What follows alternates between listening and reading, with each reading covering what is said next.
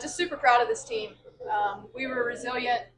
We went on a run. They went on a run. It was a game of runs tonight. But the most important thing is we had the last run and we limited their runs down the stretch. So when you look at the box score, you see 26 assists on 32 made baskets. That tells you the team effort that we had tonight. So just a huge win. Hopefully, we'll start getting some separation in the standings and be able to hopefully push for a late post game tournament entry. So, that's our main goal. We're going to enjoy this one, but it's going to be short lived because we know how hard it is to play at Mars Hill on their home court. So, like I said, we're going to enjoy it, but come in tomorrow, prepare, and be ready to go on Saturday. Coach, you got the game started pretty early in transition, and you had that big lead. Was that kind of point of emphasis going into the game, try to get everything going in the transition early? Yeah, absolutely. We play our best basketball when we play fast. So when we can get out and run, we take those high percentage shots. So we got them out of their press early, which played in our favor. And then they jumped back into that 1-3-1 and kind of got us playing at their pace. So, we made a couple adjustments, just talked about how we've got to continue to press the issue, whether it's man or zone. And I felt like they responded really well. We continued to run. We got some good open looks and just handled the ball a little bit better in the second half, less turnovers. So, but yeah, we always want to get out and run. 58 all tie with like 6 minutes left in the game, and went on a 12 zip run. Was kind of the message to the team, just kind of stay the course during that time because Emory was making that run. Yeah, in a sense, I joked with them, but I don't break promises. I told them if they came out and won today, I'd take it easy on them in practice tomorrow. So maybe that lit a little fire under their butt, but I just felt like we closed the gaps sooner on the shooters. Our defensive intensity increased, but more importantly, we limited them to one shot down the stretch, and we're able to secure the rebounds and get out and run, and then obviously slow it down in those cases where we didn't have an open look early on. So, Caitlin, big game for you, especially with 7 assists, playing all 40 minutes.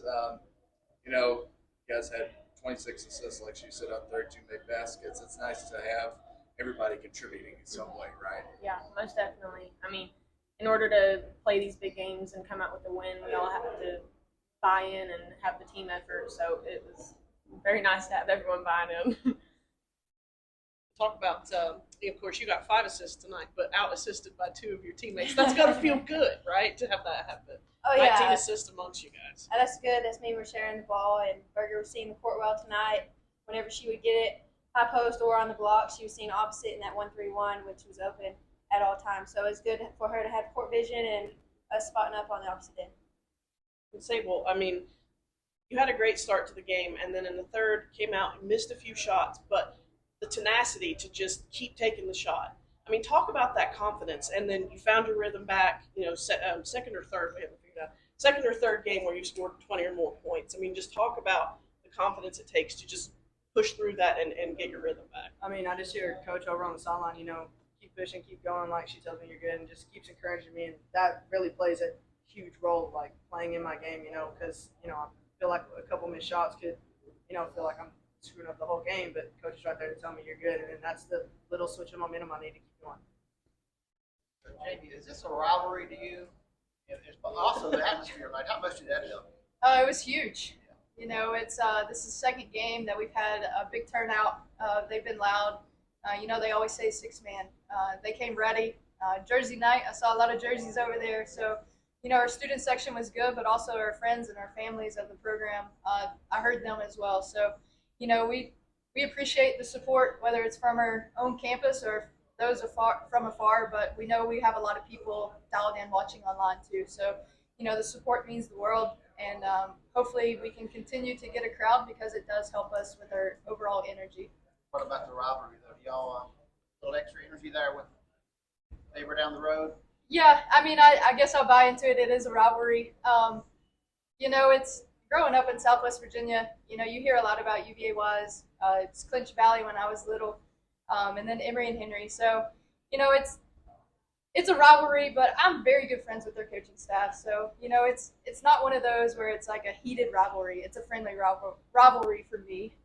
But any game's a rivalry for me. You know, I'm a competitor. I want to win against Emory just as much as I want to win against LMU, Coker, Catawba, whoever it is. So it was a fun atmosphere, and you know, we know we're going to draw big crowds whether we're playing at Emory or here, just because of the proximity. Feel a little bit better after the first time you met them when you blew the big lead. Absolutely, yeah. We just kind of up there played into their style. We panicked a little bit. You know, I was playing some younger kids at the time. Sable hadn't really taken off yet, but we see how big of an impact she is for our program, and so it was just a team effort. We learned a lot from that game. We knew we didn't want to feel like that again tonight, so just super proud of the team, proud of these three up here because they set the pace for us. Questions? All right, congrats on the win. Thanks, guys. Thank you.